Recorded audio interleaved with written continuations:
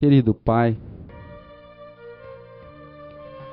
que nesse instante, onde estamos todos aqui reunidos, para buscar um pouco mais de aprendizado, de conhecimento, possa o Senhor, através dos nossos espíritos amigos, familiares e mentores, nos amparar na abertura de nossa mente, por esclarecimento, que possamos todos ter os ouvidos da alma para ouvir aquilo que a Gleci está aqui para nos dizer, que as suas palavras possam entrar no nosso ser e assim permanecerem nos incitando ao autoconhecimento, à autocrítica, na avaliação da nossa conduta.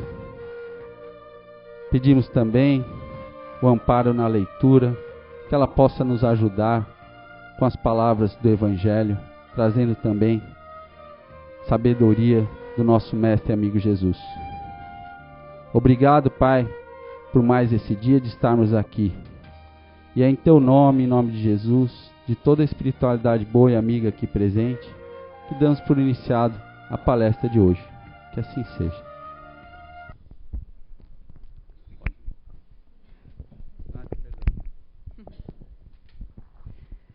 Se houvesse amor entre os homens, a caridade seria mais bem praticada. Mas, para isso, seria preciso que vos esforçasseis no sentido de libertar os vossos corações dessa couraça, a fim de ficardes mais sensíveis ao sofrimento do próximo. A indiferença mata todos os bons sentimentos. O Cristo atendia a todos. Qualquer um que a ele se dirigisse era sempre bem atendido. A mulher adúltera ou o criminoso eram igualmente socorridos. Ele nunca temia que a sua própria reputação viesse a sofrer com isso. Quando, então, o tomareis como modelo de todas as vossas ações? Se a caridade reinasse na terra, o mal não dominaria. Ele fugiria envergonhado e se esconderia, pois se encontraria deslocado em toda parte. O mal, então, desapareceria. Ficai bem convencidos disto.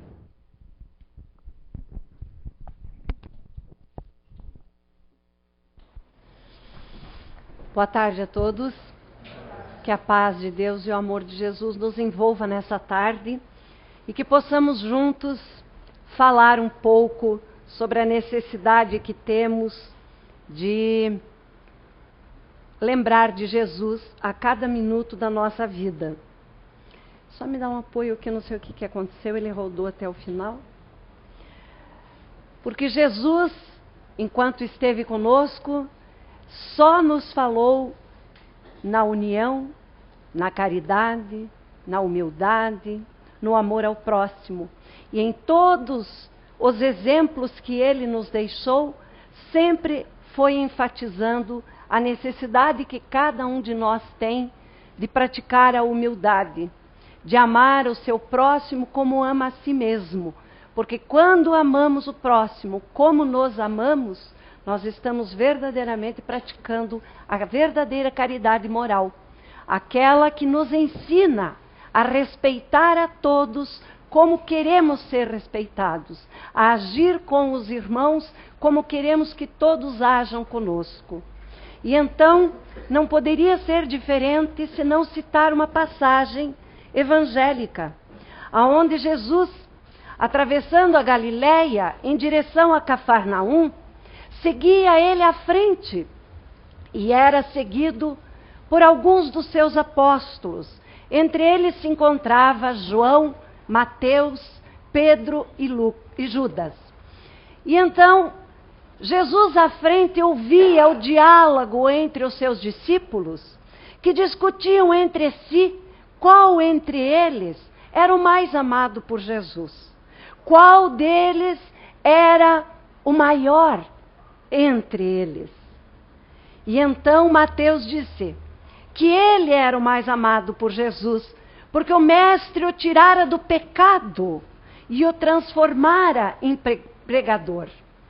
João então disse: não, eu sou o preferido do Mestre, porque o Mestre me ama profundamente e mostra isso em todas as suas atitudes para comigo. E então Pedro disse: não, o mestre ama a mim mais que a todos vós, porque a mim ele deu um nome novo, mudou o meu nome de Simão para Pedro, e me fez o fundador do cristianismo. E Judas então disse: não, com certeza vocês estão enganados. É a mim que o mestre mais ama. É a mim que ele demonstra confiança. Porque foi a mim que ele escolheu para ser o contador de todo o grupo dos apóstolos. Essa confiança me faz ser o maior entre vós. E assim desciam, todos eles, nessa discussão acalorada. Jesus ia quietinho à frente, parecia até nem ouvir aquele diálogo. Quando chegaram à cidade de Cafarnaum e estavam em casa já, Jesus então, dirigindo a palavra aos seus discípulos, perguntou: sobre o que vocês discutiam na descida a Cafarnaum? E os apóstolos, envergonhados, ficaram quietos, pois no caminho sabiam que discutiam qual deles era o mais amado e o maior. E então Jesus se sentou, chamou a todos e disse: sabeis que os que são tidos como governantes das nações exercem seu domínio sobre eles, e os chefes exercem o seu grande poder. Entre vós, porém, não deve ser assim. Aquele de vós que quiser ser o maior, seja o servidor. E aquele de vós que quiser ser o primeiro, seja o servo de todos. Pois o próprio Filho do Homem não veio para ser servido, veio para servir e dar a vida em resgate a muitos. Se alguém quer ser o primeiro, disse Jesus, deve ser ele o último e ser aquele que antes serve a todos. Essa passagem, meus irmãos, já chama a atenção sobre a necessidade que nós temos de compreender o quanto grande era a humildade em Jesus, o mestre dos mestres, o pedagogo maior, o terapeuta de todas as almas, aquele que se fez homem para iluminar as nossas mentes de espíritos eternos, imortais, mas também ainda muito ignorantes e muito dados à crueldade, à desobediência e às formas exteriores, antes da prática interior da autoiluminação. Irmãos, todos nós somos chamados, no momento da nossa vida, cada um de nós recebe uma sementinha dentro de si para perceber o quanto deve iluminar o seu espírito para o conhecimento, para a verdade que liberta, o quanto devemos trazer para dentro de nós o amor que irradia bênçãos, o amor que pratica a caridade despretensiosa, o amor altruísta, o amor ágape, aquele que dá sem esperar nada em troca. Mas poucos de nós são aqueles que permanecem nesse chamado, ou que ouvem o chamado e verdadeiramente o seguem. Então, muitas vezes a gente ouve pessoas dizerem, e está até no Evangelho, que muitos serão os chamados, mas poucos os escolhidos. Mas não é que Jesus faz distinção. Não é que Jesus escolhe poucos. Acontece que nós é que temos que nos preparar. Nós é que temos que nos autoiluminar para permanecermos no chamado e verdadeiramente corresponder a ser os escolhidos.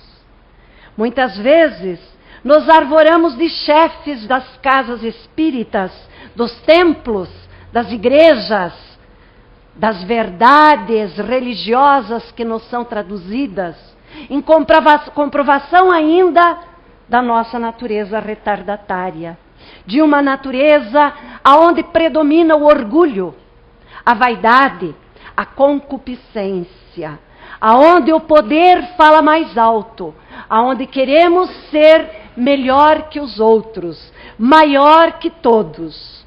Esse espírito sectário, desejoso de poder, está no ser, que ainda não se desgarrou das amarras da vaidade, do orgulho, das amarras do egoísmo.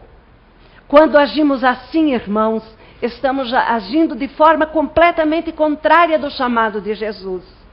E aí nós vamos encontrar no Evangelho segundo o Espiritismo, no seu capítulo 5º, aliás, 15º, aonde há um chamado todo especial, aonde os Espíritos nos alertam que fora da igreja não há salvação, seria perpetuar o desejo sectário, o desejo de seitas, o desejo de achar que aquela igreja é a única que salva, é a única que resgata, é a única que detém o poder sobre as massas, é a única que tem o poder de estar em contato direto com Deus. Então, fora da igreja não há salvação, não é uma verdade absoluta, senhores. Porque nem sempre dentro desta igreja determinada, nós seguimos os melhores preceitos contidos no Evangelho de Jesus, que é da prática do amor, a prática da união, a prática da caridade. Mas também no Evangelho, no 15º capítulo, ele fala de que fora da verdade não há salvação. Seria também perpetuar verdades absolutas. E verdades absolutas não existem. A própria ciência se rende em determinado tempo, quando há novas descobertas, e passa a dizer a todos de que aquilo que hoje era uma verdade absoluta, hoje não é mais. Então as verdades são relativas, de acordo com a evolução de cada um de nós, de acordo com que o homem vai evoluindo, vai crescendo, vai aumentando o seu saber, ele vai tendo as suas revelações e as verdades vão se tornando relativas. Então, fora da verdade não há salvação, também não nos serve como máxima maior. Mas está lá no Evangelho, fora da caridade não há salvação. Então, esta sim, meus irmãos, é a bandeira que devemos erguer, é ela que devemos seguir, porque fora da caridade não há salvação para ninguém. E Pedro já nos alertou que o amor cobre uma multidão de pecados. Como o amor há de cobrir uma multidão de pecados num espírito eterno, que vem manchado pelos erros do passado, que vem com um processo kármico pesado na sua jornada terrena, aonde ele sabe, porque ele sabe de toda a sua planificação espiritual antes de reencarnar, ele acompanhou esse processo, então ele sabe o que ele deve sofrer, ele sabe o que ele deve expurgar. Mas quando ele aqui chega, o véu do esquecimento lhe baixa, ele esquece de tudo que ele prometeu do outro lado. E então, o que é que acontece?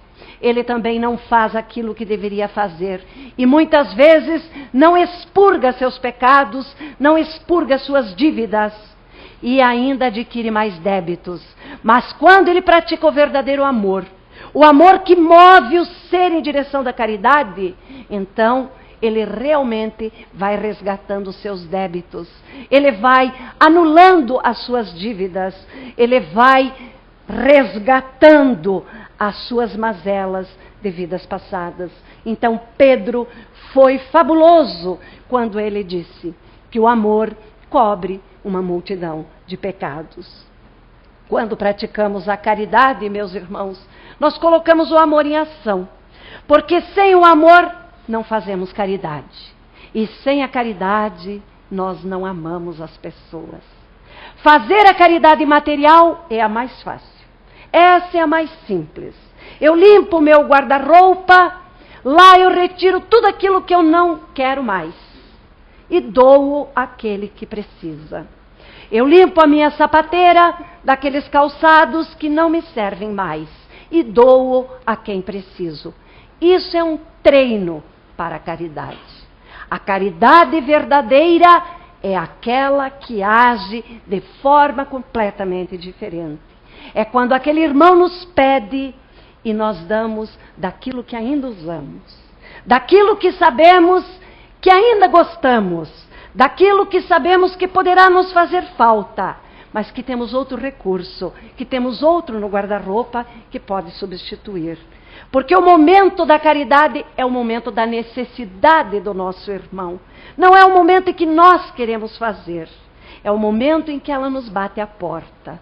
Este é o verdadeiro amor. Então, meus irmãos, devemos submeter as ações nossas de cada dia ao governo da caridade. E a consciência sempre nos responderá que estamos no caminho certo. Porque não só ela evitará que pratiquemos o mal, como também fará que estejamos praticando o bem. Porquanto, meus irmãos, uma virtude negativa não basta. É necessário uma virtude ativa. E uma virtude ativa é você estar constantemente estendendo as suas mãos, amando o próximo como se ama a si mesmo. E isso significa que palavras, meus irmãos, se perdem, mas exemplos se perpetuam. Jesus nada escreveu.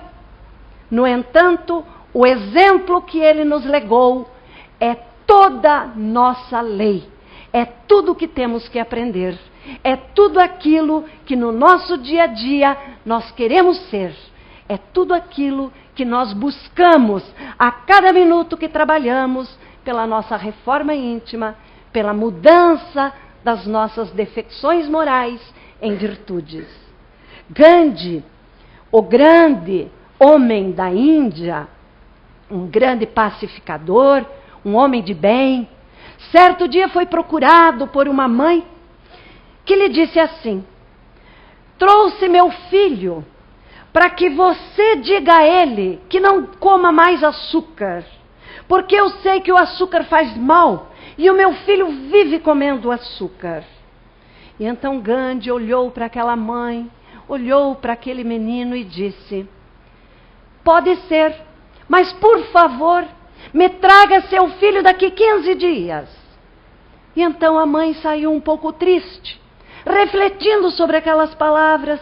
Por que será que o grande homem de bem me manda voltar daqui 15 dias? Será tão difícil assim dizer ao meu filho que ele não deve comer açúcar? E então, 15 dias após, ela volta com o menino. E Gandhi olha então para aquele menino e diz: não coma mais açúcar. Rodou novamente. Não coma mais açúcar. E mandou a mulher embora. Então aquela mulher olhou para Gandhi e disse: mas é tão simples assim? Você só disse ao meu filho não coma mais açúcar e nos manda embora? Eu pensei que havia uma fórmula, havia um jeito de você transformar esse vício do meu filho. E Gandhi olhou para ela: pois é, eu podia ter feito isso lá 15 dias atrás. Mas eu pedi para a senhora esperar 15 dias, porque eu também tinha que deixar de comer açúcar. Porque eu comia açúcar e eu gostava. Como é que eu podia dar um conselho para ele se eu fazia algo errado? Então, 15 dias eu não comi mais açúcar. E prometo que não vou mais comer. Por isso, hoje estou dizendo ao seu filho: não coma açúcar. Então, meus irmãos, nós vemos nessa passagem que Gandhi já nos chamava a atenção de que a gente tem que ser o exemplo. Não adianta dizermos às pessoas o que elas devem fazer, o que elas devem ser. Não importa é que nós façamos aquilo que nós achamos que é o certo, porque o nosso exemplo é que vai arrastar as multidões. Nós estamos numa época em que evoluímos muito, crescemos, estamos aí num movimento espírita muito grande, que se diz hoje unificado, pelo menos insiste nesta máxima de unificação, tem como meta os mesmos objetivos, segue os mesmos livros, a doutrina espírita baseada na codificação de Kardec, nos 5 livros do Pentateuco, que todos nós já conhecemos como as obras basilares, magistralmente codificadas pelo mestre lyonês Allan Kardec. Mas o espírito de divisão, meus irmãos, impera ainda entre muitos de nós, antigos igrejeiros, ortodoxos da doutrina espírita, que estão inevitavelmente arrastando o espiritismo para o abismo, como o cristianismo foi arrastado na antiguidade. Nós estamos repetindo esses erros hoje. Nós estamos, infelizmente, repetindo aquilo que fizemos lá no passado, porque éramos nós que estávamos praticando os mesmos erros. Gandhi também disse certa vez, apesar de ser hindu, não era cristão, ele disse que ele acreditava muito no cristianismo, até admirava muito os ensinamentos cristãos, mas ele temia os cristãos. Por que será que Gandhi disse isso?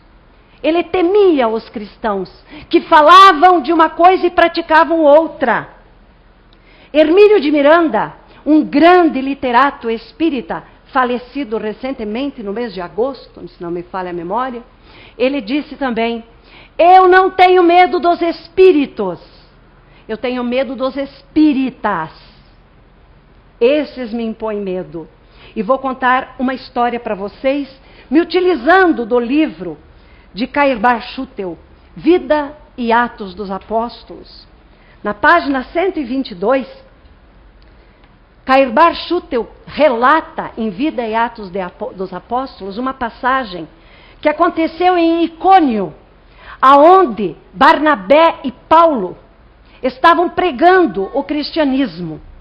No início, eles foram bem aceitos e pregavam de uma forma amistosa entre os gentios, entre os judeus, entre os romanos, entre toda aquela comunidade que frequentava a sinagoga, porque as pregações eram feitas nas sinagogas. Não importava o segmento religioso que a pessoa seguia, tanto que Jesus nunca disse ter uma religião. O próprio cristianismo foi fundado e rotulado como cristianismo após a partida de Jesus. Mas ele pregava nas sinagogas. Por que ele pregava nas sinagogas? Porque ele sabia falar das escrituras sagradas. Como judeu, ele estudava as escrituras e tinha, pois, abertura para falar das escrituras que ele lia, que ele estudava. E também aconteceu com Paulo e com Barnabé, que pregavam nas sinagogas e eram aceitos. E nessa passagem, em Icônio, estavam eles sendo bem recebidos. Porém, quando aquela multidão invejosa, ciumenta, aquela multidão egoísta, orgulhosa, viu que a palavra neles era que arrastava as multidões na verdadeira transformação, quando via que eles pregavam realmente a palavra de Jesus, quando sentiram que os milagres que eles faziam eram verdadeiros, começou a surgir no meio daquela multidão focos de inveja, de personalismo, de orgulho, de vaidade. E então, aqueles pequenos focos insuflaram uma multidão maior que se voltaram contra Paulo e Barnabé e queriam apedrejar os dois. E então eles tiveram que correr de lá para ir pregar em outras cidades. E nessa passagem, citada em Vida e Atos dos Apóstolos, Cairbar Schutel fala neste livro de uma forma muito bonita, que eu peço licença para ler, porque eu não teria capacidade de repetir as palavras dele. Ele diz que autoridades, padres e pastores, sempre de braços dados, representando a nobreza e o capitalismo, em todas as épocas, tem sido a vergasta dos libertadores, que empunhando o farol divino do progresso, se esforçam para iluminar os homens o grande ideal de perfeição. Porém, uma coisa interessante se nota, que no tempo do cristianismo, apesar do ódio judaico se dava aos apóstolos permissão para falar nas sinagogas. Os espíritos romanos e protestantes, nesse ponto, são muito mais estreitos, mais acanhados e mais sectários. Quem poderá se erguer numa dessas igrejas hoje para expor as suas ideias? Ninguém. Entretanto, as igrejas e os templos são propriedades do povo. É o povo quem as construiu, quem as mantém, quem as embelezam. Mas o padre é o seu legítimo proprietário. Ele faz das casas de orações o que quer, o que acha certo e veda a entrada nos templos de quem lhe apraz. Essa chamada é para nós. Não é só para os católicos, os protestantes, os evangélicos. Essa é para nós também. Porque tem muita casa espírita não permitindo que outros espíritas se pronunciem. Tem muita casa espírita que veda a entrada daquele que às vezes pode falar as verdades que machucam. E é este desejo ortodoxo dentro da doutrina espírita que está corrompendo a essência do cristianismo redivivo, que é a doutrina espírita. Meus irmãos, nós tivemos um exemplo muito interessante na nossa casa, aonde nós tínhamos um grupo. Olha só, vou começar a contar do início. Eu moro em Balneário Pissarras, mas sou presidente de uma casa espírita na Penha. Balneário Pissarras tem casa espírita. Porém, algumas pessoas me procuraram para que a gente formasse um grupo de estudo que ficasse mais próximo ao local aonde elas moravam, que é Pissarras. Para facilitar esse acesso ao estudo das obras basilares, nós fomos até uma casa espírita tradicional e pedimos emprestado uma sala que eles não usassem, no dia que eles não tivessem atividade e num horário que não os perturbasse. Somente para a gente abraçar esse grupo desejoso de conhecimento e que lá pudéssemos juntos beber dessa fonte maravilhosa de saber que é as obras basilares. E então o atual presidente, muito gentilmente, nos cedeu uma sala. Marcado o dia, marcado hora, o grupo começou o estudo. E ali permaneceu por meses. Nesse meio tempo, houve uma eleição na casa e assumiu um presidente. E na primeira semana ele nos procurou. Não queria mais o grupo lá. Por quê? Porque o grupo não pertencia à casa. Porque o grupo era composto de pessoas que vinham de outros segmentos. Desculpas vagas. Desculpas que não nos atenderam à necessidade de entendimento naquele momento. E então contestamos. Contestamos, pedimos, imploramos. E aí, diante da nossa pressão, houve um silêncio. A pessoa, de uma certa forma, não nos procurou mais. E nem nós a procuramos. Mas possivelmente esse grupo terá que se desfazer, inevitavelmente. E estamos com um grupo hoje que começou com 4 pessoas. Já está com 12 pessoas. Então é um grupo que cresce. É um grupo que verdadeiramente quer aprender, quer beber dessa fonte bendita que é a doutrina espírita.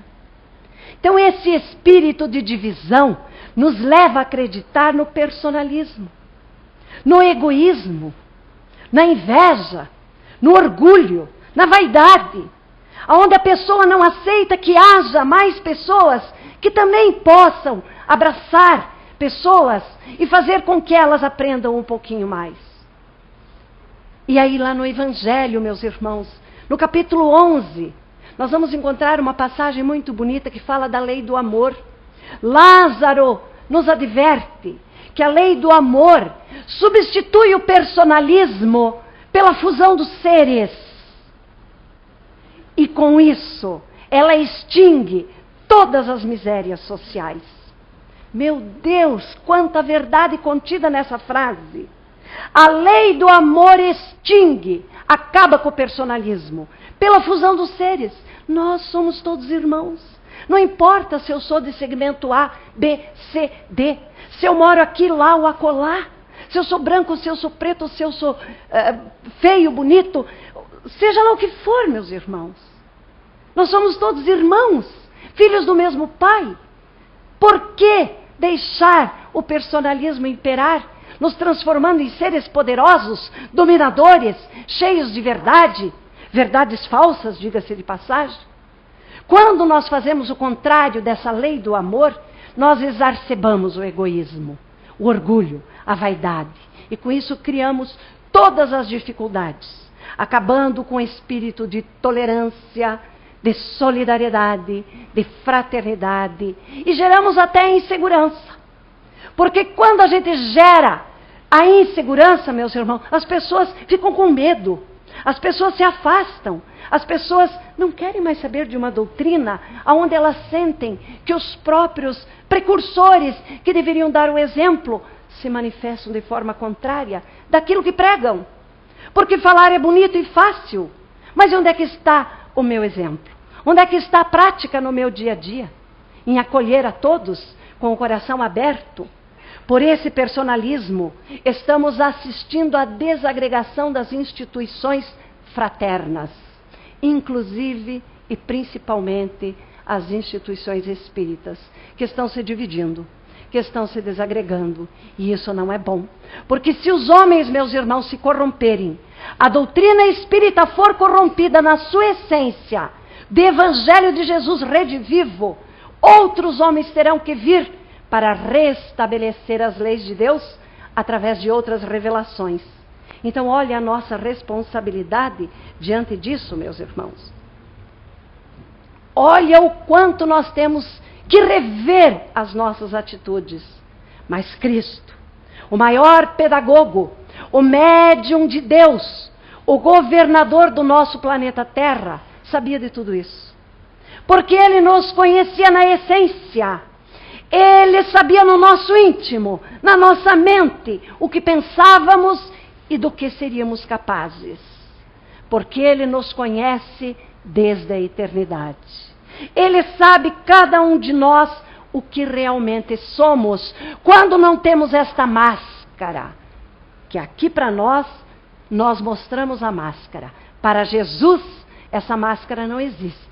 Existe o ser espiritual contido dentro desse corpo. E Ele conhece essa essência.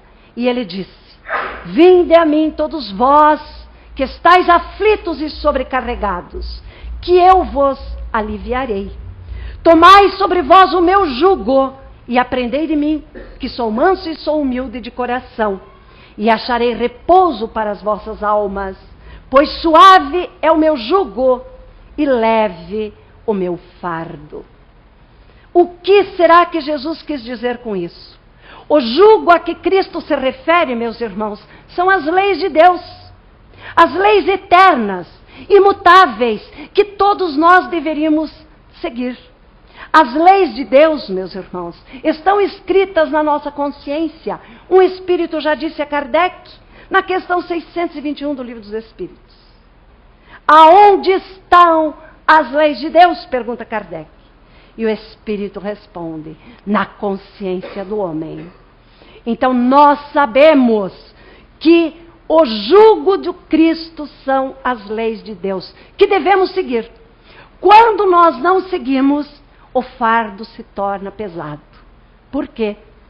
Porque quando não cumprimos a lei de Deus, nós sofremos as consequências disso.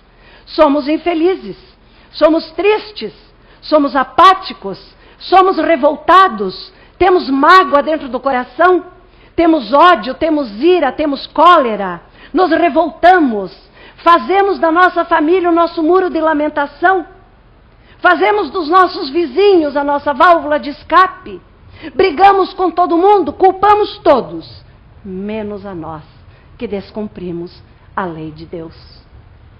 Portanto, meus irmãos, o jugo a que Cristo se refere é o verdadeiro cumprimento das leis de Deus, que estão escritas em nossa consciência.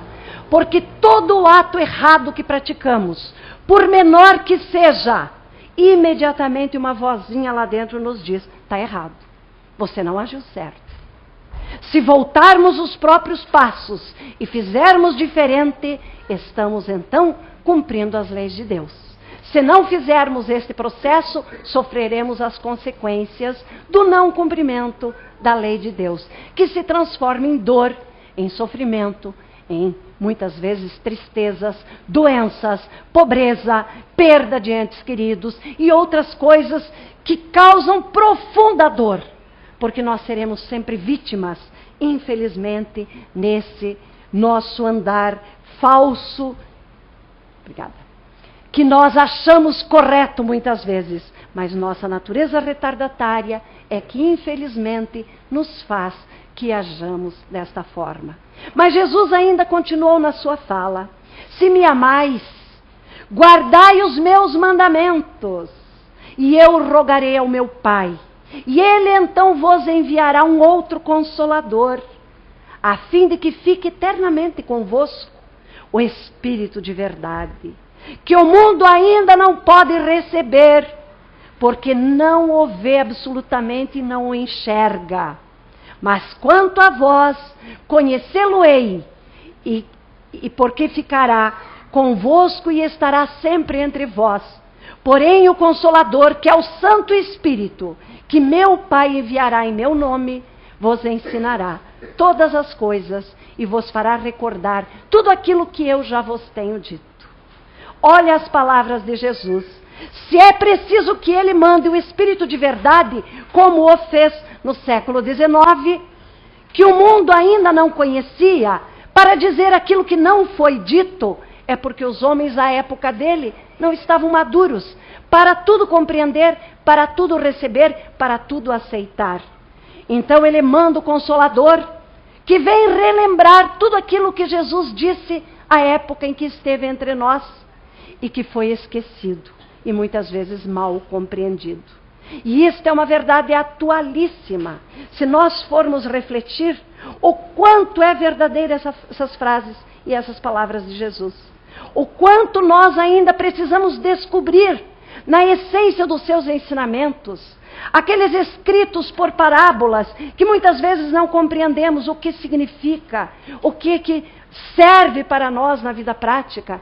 Temos que compreender na sua essência, trazendo aqueles exemplos simples a que ele se referia para um povo inculto, para um povo embrutecido, para um povo ainda dado a muita crueldade. Ele precisava falar daquela forma. Hoje a realidade é outra. Estamos no horizonte espiritual. O homem evoluiu, o homem cresceu. A religião foi sufocada de uma certa forma pela ciência, que veio revelar grandes verdades, que veio restabelecer a verdade, desde a criação do homem até o ser angelical, que nos mostra que todos nós somos seres a caminho da evolução, do átomo ao arcanjo.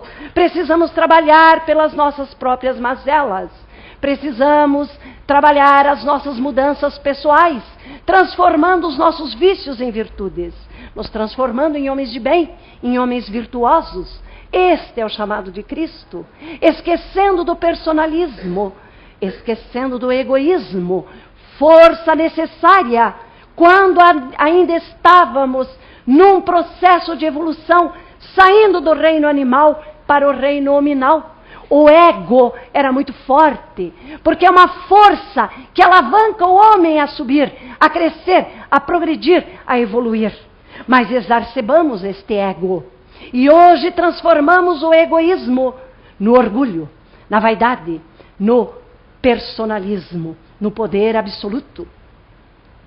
Kardec, meus irmãos, através das grandes revelações do Espírito de verdade, ele nos disse: espíritas, amai-vos. Este é o primeiro ensinamento. E disse em seguida: espíritas, instruí-vos. Eis o segundo mandamento. Amai-vos o primeiro. Devemos nos amar incondicionalmente, com todas as diferenças que encontramos em cada um de nós, porque somos diferentes, ninguém é igual a ninguém, mas eu devo amar incondicionalmente sem querer mudar as pessoas. Eu só amo se ele se modifica, eu só amo se ele faz aquilo que eu quero, eu só amo se ele me ouve, se ele me obedece. Assim agimos com o cônjuge, assim agimos com os filhos, com a mãe, com o pai velhinho necessitado de amparo, assim agimos com os parentes mais afastados, com o vizinho, com o amigo, e assim agimos nas instituições que frequentamos. Então fica difícil amar quando impomos regras. Mas, disse também Kardec, instruí-vos. Se nós nos instruímos, nós evoluímos e vamos aprendendo a amar. Estamos nesta fase da humanidade, ainda num estágio de provas e expiações, aprendendo a amar. Não sabemos amar. Quando falamos em amor, já nos vem o amor fraterno, de pai, de mãe, de filho, de irmão, mas ou então o amor eros. O amor sensual. Não nos vem o amor ágape, o amor altruísta, aquele que nos faz seres melhores. Mas o verdadeiro amor que estamos aprendendo, meus irmãos, é o amor ágape, que nos faz seres despretensiosos, que ama por amar, porque está na essência do ser o amor. O ser um homem bom, um ser correto, um ser digno, um ser humilde. E a instrução, o saber, vai nos lapidando, vai nos transformando. No cristianismo, meus irmãos, encontram-se todas as verdades. São de origem humana, porém, os erros que nele se enraizaram. E isso está se repetindo agora, com o advento do Espírito de verdade, que nos revelou grandes coisas, tanto no campo científico quanto no campo filosófico, que inevitavelmente deveria nos levar para o campo religioso.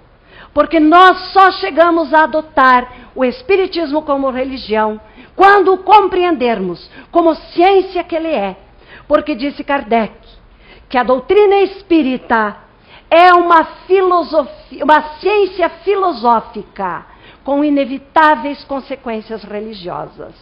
Mas se não fizermos para cada um de nós, dando a oportunidade do estudo e do saber, se não fizermos o crescimento do ser dentro de nós, como espírito eterno, nós não perpetuaríamos o espiritismo como religião. Porque ele precisa ser compreendido como ciência, aceito como filosofia de vida, para ser a nossa religião. Então nós vemos, infelizmente, a história se repetir, porque hoje nós espíritas estamos desvirtuando a essência do cristianismo. Somos os mesmos espíritos daquela época, cometendo os mesmos erros. E lição repetida, meus irmãos, é lição não aprendida. E se não aprendemos e temos que repetir, aí vem a dor, aí vem o sofrimento, aí vem as lamentações, aí vem as mágoas, as doenças físicas que são plasmadas pela nossa energia negativa de seres rebeldes que não querem se melhorar. Muitos de nós, irmãos, entram na doutrina espírita, mas não deixam a doutrina espírita entrar nele. E existe uma distância muito grande entre eu entrar e deixar que ela entre dentro de mim, oportunizando a luz para o meu espírito pelo conhecimento. E o Espírito Erasto nos falava muito sobre isso. No Evangelho segundo o Espiritismo, no capítulo 20, ele fala dos trabalhadores da última hora. Não escutais já o ruído da tempestade, que há de arrebatar o velho mundo e abismar no nada o conjunto das iniquidades terrenas? E mais adiante ele diz: ide, pregar o novo dogma da reencarnação e da elevação dos espíritos, conforme tenham cumprido, bem ou mal, a sua missão e suportado as suas provas terrestres. Não mais vos assusteis, disse Erasto. Sacrificai tudo. Pregareis o desinteresse aos avaros, a abstinência aos dissolutos, a mansidão aos tiranos, como aos déspotas. Palavras perdidas, eu o sei, disse Erasto, mas não importa. É necessário que regueis com os vossos suores o terreno onde tendes a semear, porquanto ele não frutificará e não produzirá, senão a reiterados golpes de enxada e da charrua evangélica. Então, repetir e repetir e repetir. Não é assim? Divaldo Franco disse que certa feita a Joana teria dito a ele, a mentora dele, leia o Livro dos Espíritos. E ele leu. E aí ele disse, agora eu já li. E agora o que eu faço? Leia de novo o Livro dos Espíritos. E ele leu. E ele foi até ela e disse, e agora? Já li. E assim ele fez por 10 vezes. E então ele disse, Joana, eu já li 10 vezes o Livro dos Espíritos. E ela disse, então agora estude. É diferente. Ler é uma coisa e estudar é outra. Assim que devemos fazer. Ler, ler, ler e estudar para aprender. Irmãos, união e caridade é tudo o que nos falta. Unir é juntar, é aceitar, é amar, é ajudar, é querer que tudo dê certo. Não importa quem é o pregador, não importa quem é o chefe, quem é o presidente, quem é o evangelizador. Humildade, união, caridade, amor, esse deve ser o único lema que deve mover a nossa vontade de espíritos eternos. Porque estamos todos nós no mesmo barco. Estamos nós todos no planeta Terra de provas e expiações e temos que aprender, que evoluir. Meus irmãos, eu quero deixar a minha mensagem final usando um texto do livro Trigo de Deus, de Divaldo Franco, através do espírito de Joana de Ângeles. Joana de Ângeles relata que Nazaré era uma aldeia da província da Galileia. Tinha sido fundada há mais de 2000 anos antes de Jesus, mas nunca tinha tido qualquer importância no cenário daquela região. Continuava sendo um vilarejo. Nenhuma estrada importante cortava Nazaré, a não ser uma única, que levava ao Egito. Aquela mesmo que José seguira com Maria ainda grávida, para fugir de Herodes. Como vemos, meus irmãos, não é o lugar que torna o homem notável, mas este que extraordinariamente dignifica o seu lugar de origem, elevando aquele lugar a um estado de grandeza, de notoriedade. Por isso, Nazaré só ficaria conhecida após a morte de Jesus. Mas em Nazaré chegaram ali também as notícias dos grandes feitos do seu mais ilustre filho, Jesus. E então Jesus, pela primeira vez, foi até Nazaré para fazer uma pregação. A casa estava repleta, cheia de pessoas sedentas de ouvir aquele Espírito que tanto ouviam falar. Após as leituras, após as exortações, Jesus ouviu alguns comentários. Não é aquele ali, o filho de José e de Maria, aquele carpinteiro simples? E não é ele irmão daqueles mesmos que vivem conosco? De uma forma assim jocosa, falavam entre si. E Jesus, que a tudo via e tudo ouvia, também ouviu. Mas prosseguiu na sua pregação e respondeu de forma muito bonita: ninguém é profeta em sua própria terra, nem encontrará guarida em sua própria casa.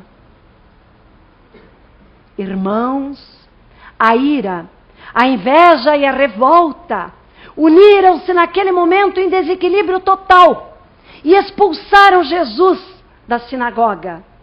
Aliás, pegaram Jesus e o levaram a uma encosta.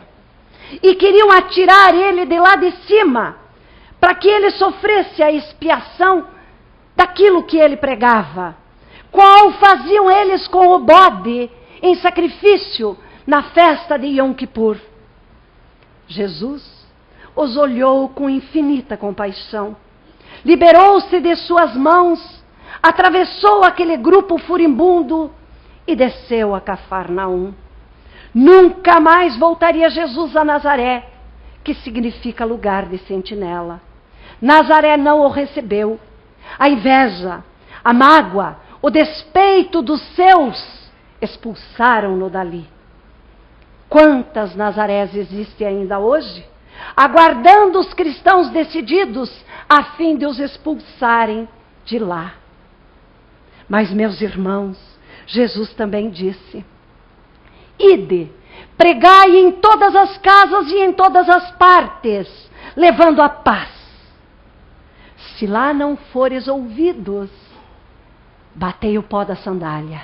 Ide pregar em outro lugar, levando consigo a tua paz.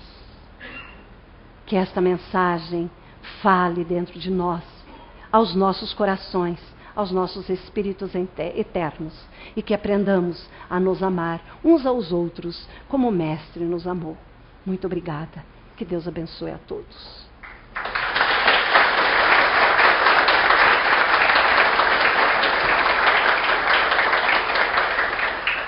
Muito obrigada, muito obrigada. Essas palmas vão para o meu pessoal da minha cidade, de Pissarras, de Penha, que vieram bondosamente me acompanhar.